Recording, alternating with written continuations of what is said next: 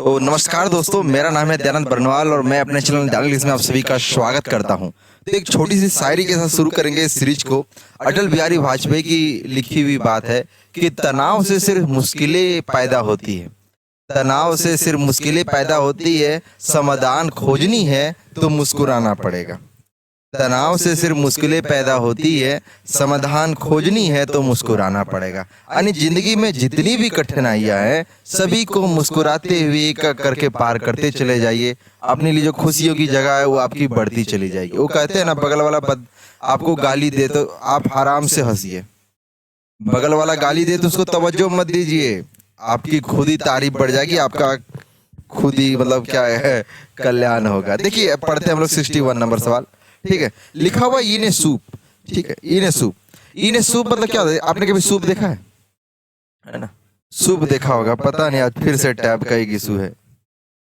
मेरी वीडियोज में एक इशू मेरे को बार बार दिखता है, वो है टैब का, कि टैब कभी कभी काम करता है और कभी कभी काम नहीं करता है। ठीक है, ठीक है, तो देखिए ईने सूप, आप कभी सूप देखो? बहुत सारा वेजिटेबल का बना होता है ना, बहुत सारा वेजिटेबल का बना होता है, एक मिक्सर होता है। Finding any one thing is very difficult. अगर मैं बोलूं कि सूप से आपको एक चीज, मेरे को हर चीज बताओ, एक एक चीज को डिफाइन करना, एक एक चीज को फाइंड करना एक बहुत डिफिकल्ट टास्क होगा। तो इन्हें सूप मतलब होना, इन्हें ट्रेवल होना, एक डिफिकल्टी सिचुएशन में होना जहां से चीजों का पता कर पाना लिटरली बहुत मुश्किल होता है। ठीक है, तो देखिए यहीं पे आपका लिखा हुआ है कि इन्हें सूप मतलब कि डिफिकल्ट टू बी डॉक्यूमेंटेड। ठीक है, चलिए आगे बढ़ते हैं। एक पिक्चर है आपके सामने, ये इन्हें सूप में होना यानी इन डिफिकल्टी में होना। ठीक है, देखिए लिखा हुआ है टू पोर कोल्ड वाटर। ठीक है, लिखा हुआ है पोर कोल्ड वाटर मतलब किसी पे ठंडा पानी छिड़क देना। ठीक है, किसी पे क्या करना? ठंडा पानी छिड़क देना। अब सवाल उठता है कि ठंडा पानी छिड़क देंगे तो क्या हो जाएगा?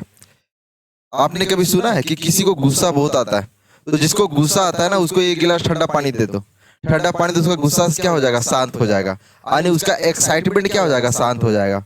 आपने देखा होगा, मान लीजिए कोई बारात आ रहा है और ऊपर से ठंडा पानी भर भर के बाल्टी बाल्टी फेंक दो, बारात नाच पाएगा? नहीं नाच पाएगा, पूरा मजा किरकिरा हो जाना।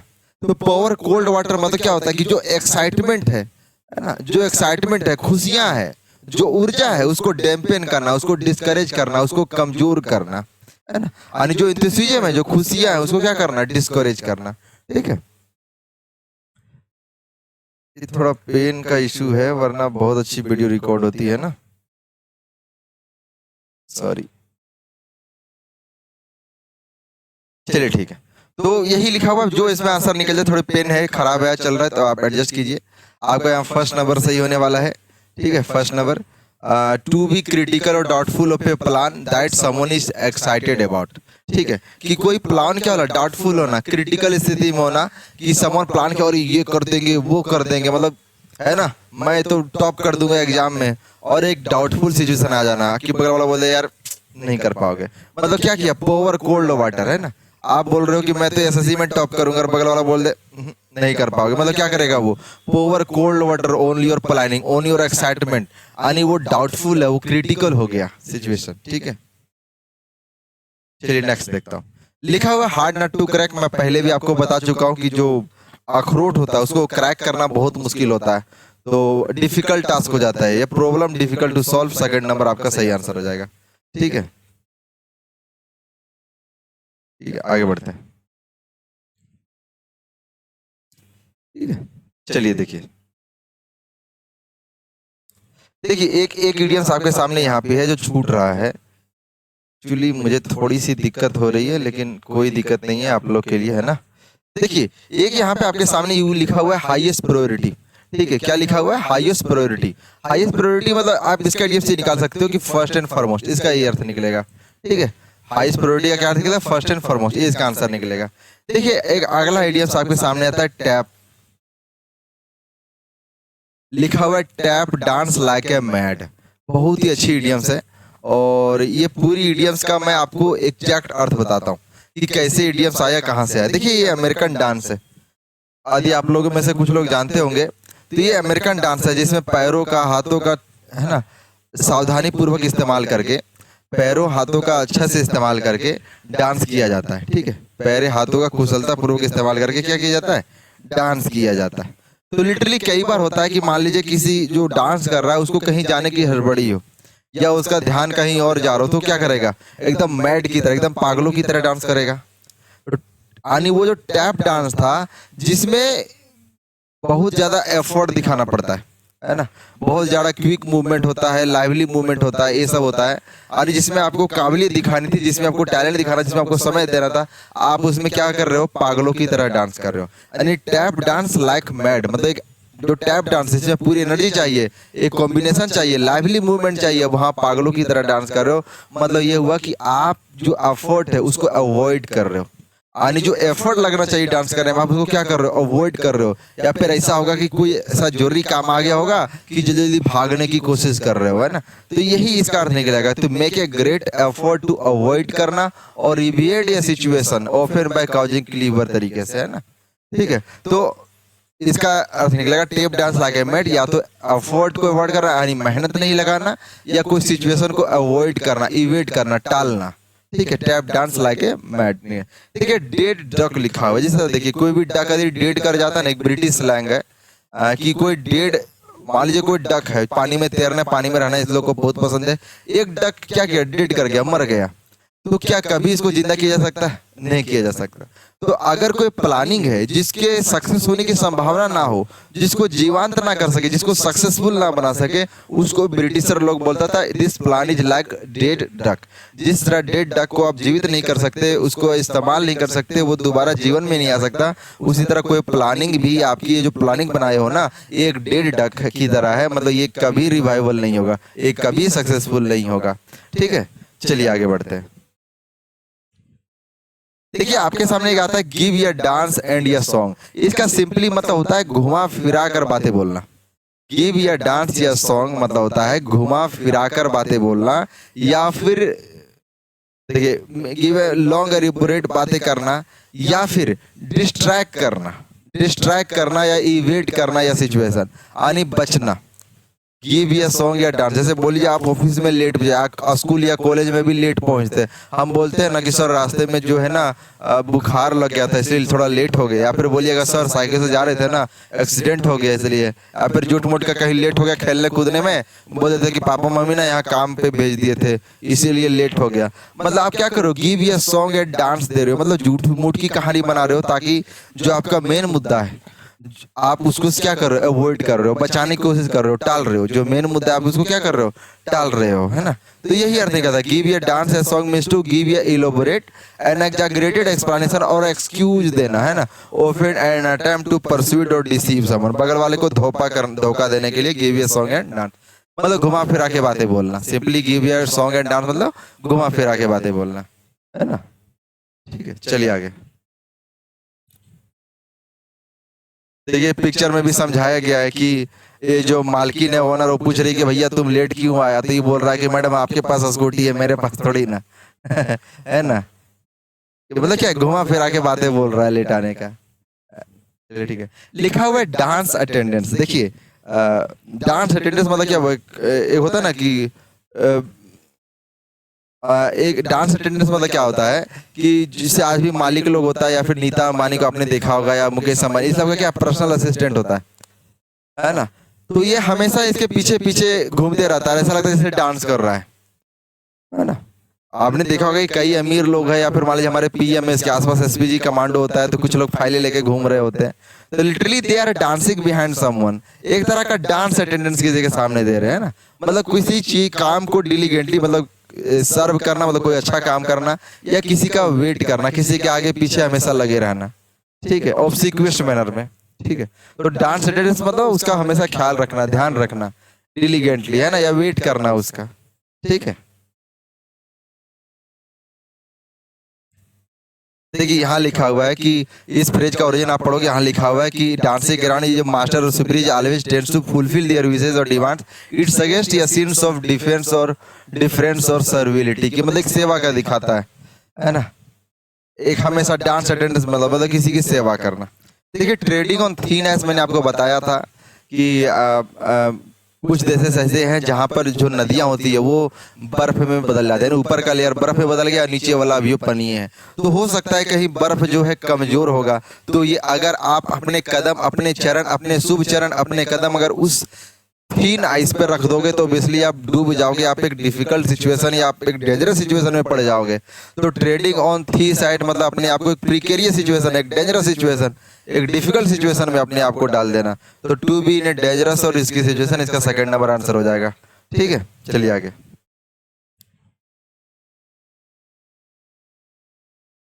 देखिए get up on the wrong side, देखिए एक रोमन, ये क्या है, एक रोमन इडियम्स है, रोमन, और उनके कल्चर की एक बात मैं बोलती हूँ। देखिए रोमन की एक कल्चर है, वो लोग ये मानते थे कि अगर सुबह अच्छे डायरेक्शन में उठोगे ना, अगर आप करेक्ट डायरेक्शन में उठते हो तो आपका पूरा दिन अच्छा होगा, आपके लिए गुड लक होगा। अगर आप गलत डायरेक्शन में उठते हो ना तो आपके लिए बैड लक होगा। मैं आपको इसका एक साइंटिफिक रीजन बताता हूँ कि हमें बोला जाता है कि अक्सर बाएं तरफ करवट लेके सोना चाहिए।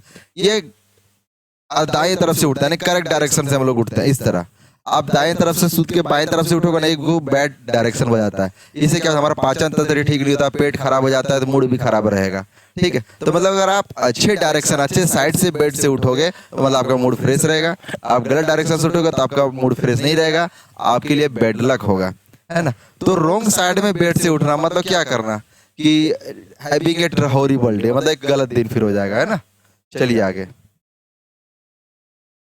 देखिए लिखा हुआ है। अब देखिए इस बार सीजल तायत की मुझे एक बात अच्छी लगी, मैं लिटरली बोलता हूँ कि इस बार के सीजल की मुझे एक बात अच्छी लगी कि इस बार जो इडियम्स पूछा गया ना वो मिलता जुलता बहुत पूछा गया। जैसे एलिफेंट से पूछा तो एलिफेंटे से 4 को पूछ दिया, बर्ड से पूछा तो बर्डे से 4 को पूछ दिया, है ना। एलिफेंट से पूछा, बर्ड से पूछा, और भी इडियम्स कौन कौन आया साथ में रास्ते में। कैट, रैट और कैट से आ गया, उससे भी लगातार 4 को पूछ दिया, है ना। मतलब जितना तरह का इडियम्स था वो किताब खोला, उसको जो इडियम्स एक साथ मिला सारा एक दनादन दनादन एक करके पूछ दिया, है ना। समझो। देखिए ये bird in a gilded cage, मतलब इसका एक जनरल एक स्टेटमेंट है, riches can not buy happiness, can not buy happiness, मतलब अमीरी कभी सुख शांति खरीद नहीं सकती है।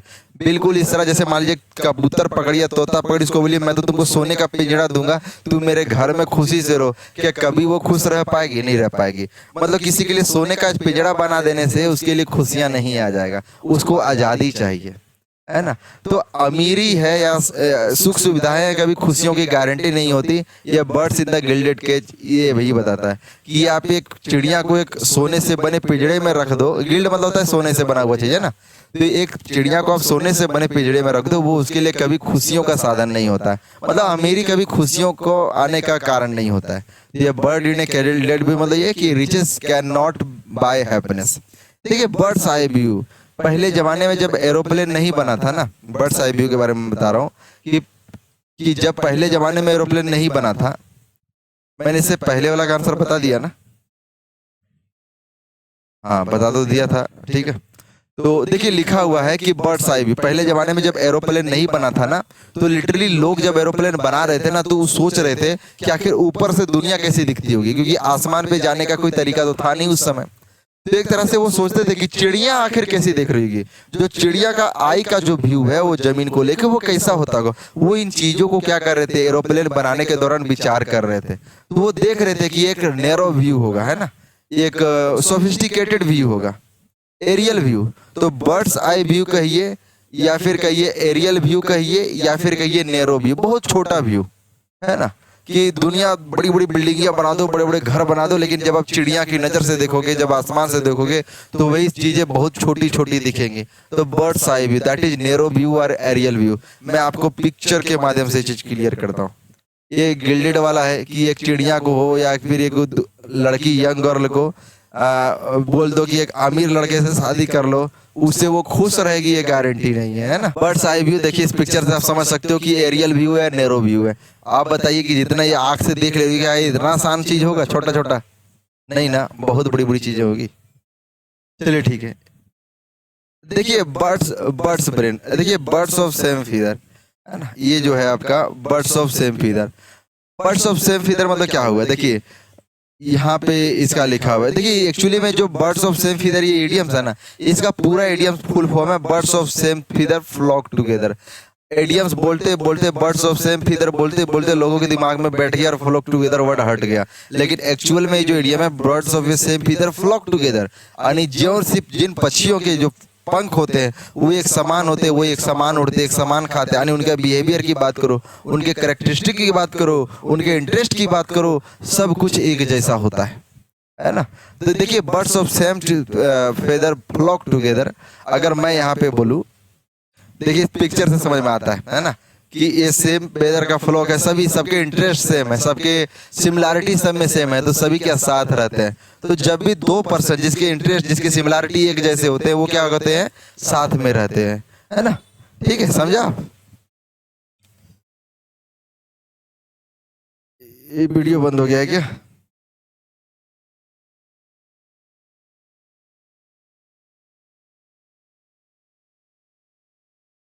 ठीक है, तो चलिए आगे बढ़ते हैं। बर्ड्स ब्रेन मतलब हुआ कि जिसका ब्रेन, जैसे बर्ड्स का जो ब्रेन होता है ना बहुत छोटा होता है, बर्ड्स का जो ब्रेन होता है वो बहुत छोटा होता है। तो लिटरली जब आप बर्ड्स ब्रेन किसी चीज को बोल रहे हो तो मतलब उसके पास कोई दिमाग ही नहीं है ना। Someone is perceived to be unintelligent और फुलिश, इसको बर्ड्स ब्रेन बोलते हैं। ठीक है, चलिए आगे देखिए, आपके सामने एक इडियम्स है ना, चार ठो। पास अवे मतलब होता है डेथ होना, मर जाना। पास डाउन मतलब एक चीज को एक व्यक्ति से दूसरे व्यक्ति में ट्रांसफर करना को पास डाउन बोलते हैं। थोड़ा पास डाउन कर देना मतलब पास। पास आउट मतलब होता है क्या ना कि होश हवास में ना होना। पास आउट मतलब क्या होता है, होश हवास में ना होना, मतलब कॉन्शियस ना होता, बिकम अनकॉन्शियस। ही ड्रैंक या होल बोतल of vodka and passed out, कि वो अनकॉन्शियस हो गया, पूरा बोतल वोडका का चढ़ा लिया, अनकॉन्शियस हो गया। ठीक है, तो पास अवे मतलब डेथ होना, पास डाउन मतलब होता है एक चीज को एक व्यक्ति से दूसरे व्यक्ति तक पहुंचाना, पास आउट मतलब होता है अनकॉन्शियस हो जाना, और पास्ट इनका कोई अर्थ नहीं होता है। तो आप यहाँ समझिए, the detail over from one person to other person with no time, मतलब एक, तो इसको क्या पास डाउन बोलेंगे, है ना। We have to pass down this file as early as possible, कि इस फाइल को हमें पास करना होगा, एक जगह से दूसरी जगह जल्दी से जल्दी भेजना होगा, समझो। चलिए एक और फ्रेजल वर्ब इसमें आपके सामने इस बार एग्जाम में आया हुआ है, दो फ्रेजल वर्ब है, आयरन आउट। ये दोनों इडियम्स का कोई मतलब ही तीनों का। आयरन आउट मतलब होता है solve a difficulty, solve a difficulty deficiently, efficiently, मतलब कोई डिफिकल्टी जिंदगी में आती है, अगर आपको इफिशिएंटली उस चीज को सॉल्व कर लेते हो तो उसको बोलते हैं आयरन आउट करना। इसी के इडियम्स हम लोग पढ़े थे अभी, वेदर द स्टॉर्म, वेदर या स्टॉर्म, वेदर या स्टॉर्म सेम मीनिंग है, कि आयरन आउट करना मतलब किसी डिफिकल्ट समस्या को बड़ी सफलतापूर्वक सॉल्व करना। वेदर स्टॉर्म करना इसका भी मतलब सेम था, कि कोई डिफिकल्टी आया आपने उसको सफलतापूर्वक जो है सॉल्व किया। तो देखिए लिखा हुआ है द ड्राइवर वेरी सब्टली, बहुत छोटे स्तर पे या ना के बराबर, iron out the traffic violation he committed, है ना, कि बहुत ही सावधानी पूर्वक से जो है जो ट्रैफिक वायोलेशन वो किया था उसको वो सॉल्व कर दिया, है ना। Iron out the traffic violation he committed, कि वो जो ट्रैफिक को वायोलेट किया था वो उसको क्या किया, आयरन आउट कर दिया, सॉल्व कर दिया। ठीक है, चलिए ठीक आगे बढ़ते हैं। लिखा हुआ है saves for a rainy day, मैंने आपको बता रखा है कि यहाँ रेनी डे जो प्रयोग हुआ है वो एक डिफिकल्ट समय के लिए इस्तेमाल हुआ है। रेनी डे किसके लिए इस्तेमाल हुआ है, एक डिफिकल्ट समय के लिए इस्तेमाल हुआ है।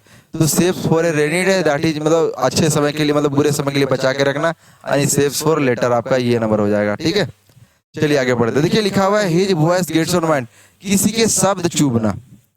His voice gets on mind nerve, हम लोग प्रैक्टिकली बोलते हैं किसी के शब्द चुभना, मतलब इरिटेट करना। ठीक है, ध्यान रखिएगा। देखिए टू वेदर द स्टॉर्म, मैंने पता नहीं आपको बताया कि नहीं बताया, अच्छा ये पहले आ गया बाद में आ गया। देखिए ब्रिटिश का एक स्लैंग है ना, ये जो स्लैंग है ये जो इडियम्स है वो ब्रिटिशर्स का, आपको पता होगा ब्रिटिशर्स क्या करते थे, समुद्र की यात्राएं बहुत करते थे, बोट से, बोट से समुद्र की यात्राएं खूब करते थे, क्योंकि उनको हर देश में कब्जा करना होता था। तो कई बार जब स्टॉर्म आता था ना तो वो बहुत ही सावधानी से बहुत आराम से उसको झेल के आगे निकल जाते थे। और तो वहीं ब्रिटिशर्स बोलते थे we have weather the storm, ये जो स्टॉर्म का वेदर आया था ना हम लोग उसको झेल के निकल गए, हम लोग उसको बड़ी टैलेंट के साथ, बड़ी मेहनत के साथ, बड़े आसानी के साथ पार कर गए। मतलब जो डिफिकल्टी आई थी स्टॉर्म के रूप में हम लोग उसको वेदर द स्टॉर्म कर दिया, मतलब जो वेदर के साथ जो स्टॉर्म आया था हम लोग उसको ठीक कर दिए, हम लोग उससे खुद को बचा पाए, है ना। मतलब जो सिचुएशन क्रिएट हुआ, जो डिफिकल्टी क्रिएट हुआ उससे सुविधा पूर्वक निकल जाना, यानी यहाँ 4 नंबर आपका सही है, to deal with a difficult situation without being harmed. ठीक है, चलिए आगे बढ़ते हैं। देखिए एक पिक्चर में आपको यहाँ समझाया गया है कि एक चिड़िया दिख रही है, लिखा हुआ है sometimes you just have to bow your head. कई बार होता है कि आपको अपने सिर्फ सर झुकाना से या प्रेयर, और प्रेयर बोलनी पड़ती है एंड वेदर द स्टॉर्म। कि कई बार होता है कि आपको सिर्फ सर झुकाना होता है और प्रेयर करना पड़ता है कि भगवान जी मेरे को एक एसएससी की नौकरी लगा दो, and you whether the storm. कि आपकी जिंदगी में जो नौकरी के रास्ते में जो रुकावटें आती है ना, वो वेदर द स्टॉर्म हो जाता है, मतलब वो सब रुकावटें खत्म हो जाती है। देखिए throw question to the wind, ये सीजीएल ताइस में भी पूछा गया और जीडी ताइस दोनों में पूछा गया। दोनों में क्या दिया गया ना, एक में लिखा है इग्नोर द रिस्क और एक में लिखा है टेक द रिस्क। अगर आप ओरिजिन पढ़े होंगे ना, अगर आप ओरिजिन पढ़े होंगे तो आप सही मारिएगा, लेकिन अगर आप ओरिजिन नहीं पढ़े होंगे तो throw question to the wind, मतलब आप समझिए क्वेश्चन मतलब चिंताएं, समझिएगा चिंताएं। और जो चिंताएं हैं है ना, जो सावधानी है, क्वेश्चन मतलब चिंताएं बोलिए, सावधानी बोलिए, ये दोनों को विंड में फेंक देना, हवा में फेंक देना, मतलब फर्क ही ना पड़ना। चिंता मत करना, टेंशन नहीं लेना, चिंता ना करना, सावधानी पर ध्यान नहीं देना, सावधानी पर ध्यान नहीं देना, है ना। मतलब कोई वार्न किया कि भैया आगे गड्ढा है, गाड़ी धीमे चलाओ, और आप बोले अरे गड्ढा क्या कर लेगा, सीधा गाड़ी ली और एकदम एरोप्लेन के स्पीड में उड़ा कर ले गए, तो अपने आप को क्या किए, रिस्क में डाले ना, है ना। रिस्क में आगे कोई बोले कि ठोकर है रास्ते में, धीरे धीरे गाड़ी चलाना, वो एक सावधानी दी, एक सतर्कता बरता। आप क्या किए, नहीं सुने, एकदम 100 के स्पीड में लेके गाड़ियां उड़ा दी एकदम एरोप्लेन के जैसा, एक घर को टापते हुए सीधा दूसरा घर में लैंडिंग हो गया। मतलब क्या किया, आप रिस्क ले लिए, या फिर जो रिस्क था आपने उसको क्या किया, इग्नोर कर दिया। Throw question to the wind, कि जो रिस्क था, जो सावधानी थी, जो चिंताएं थी, आपने उसको हवा में फेंक दिया, कोई टेंशन नहीं लिया। मतलब थ्रो क्वेश्चन टू का मतलब या तो रिस्क लेना, या फिर जो रिस्क था उसके अंदर इन्वॉल्व उसको इग्नोर कर देना। ठीक है, चलिए आगे। ये पिक्चर में देख रहे होंगे, let's see if we can hit 100, मतलब 100 के स्पीड में जाने की कोशिश कर रहा है। I love throwing question to the wind, कि मुझे अच्छा लगता है या तो रिस्क लेना या इग्नोर द रिस्क करना। ठीक है, waver between two different opinion that is vacillate करना। ठीक है, यही इसका एक आंसर होगा। ठीक है, वेदर द वैसिलेट करना। तो इस तरह से जो सीजीएल ताइस में जितने भी ईडीएम पूछे गए सब खत्म होता है।